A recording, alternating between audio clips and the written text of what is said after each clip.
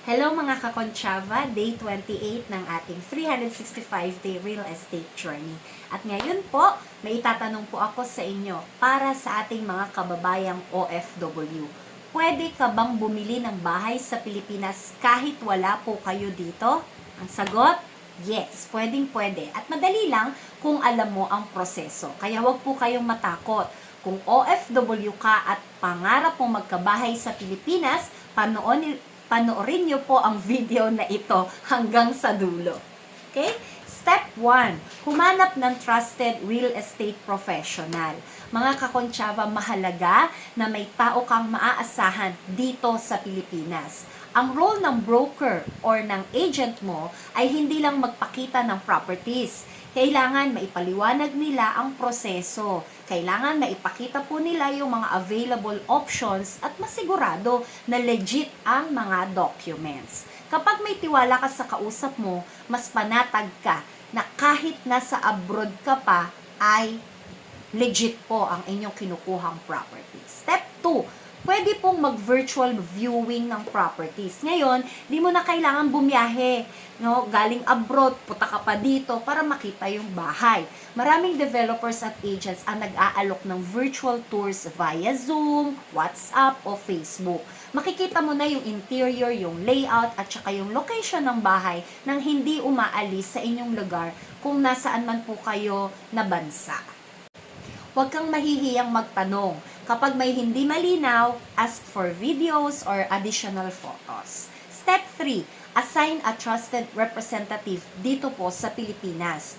Kung hindi ka makakauwi, kailangan mo ng tao na mag-aasikaso ng mga legal na proseso dito sa Pilipinas. Dito po papasok yung Special Power of Attorney o SPA. Ang SPA ay dokumento na nagbibigay ng authority sa representative mo para pumirma ng mga kontrata at magproseso ng mga requirements sa pangalan ninyo. Huwag po kayo mag-alala, madali lang po yung gawin. Pwede po itong gawin sa Philippine Embassy para po ma-consularize yung inyo pong SPA. Step 4, alamin ang financing options. May tatlong option po tayo, no? May tatlong common option para sa mga OFW. Una po dyan yung Pag-ibig Housing Loan. Kung miyembro ka na ng Pag-ibig, pwede kang mag-loan para sa bahay. Kailangan nyo lamang po na updated ang inyong contributions. Yung pangalawa po ay yung bank financing.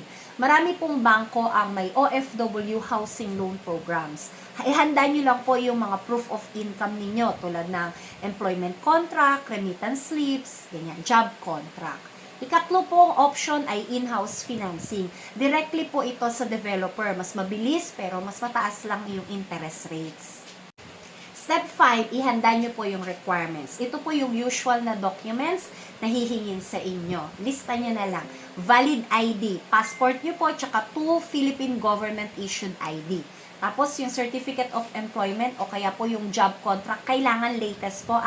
Latest payslip, tsaka yung remittance slips.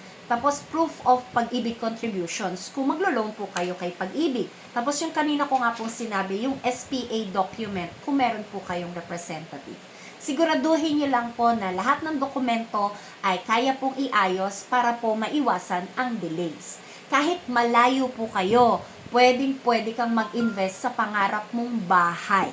Walang imposible sa tamang guidance at preparation. Di nyo na po kinakailangan na pag uwi ko pa ng Pilipinas, saka lang ako bibili ng property. Mga kakonchava, huwag nyo pong hayaan ang distance na maging hadlang sa pangarap ninyo. Kayang-kaya nyo po itong simulan. Basta may tamang diskarte at support system po kayo.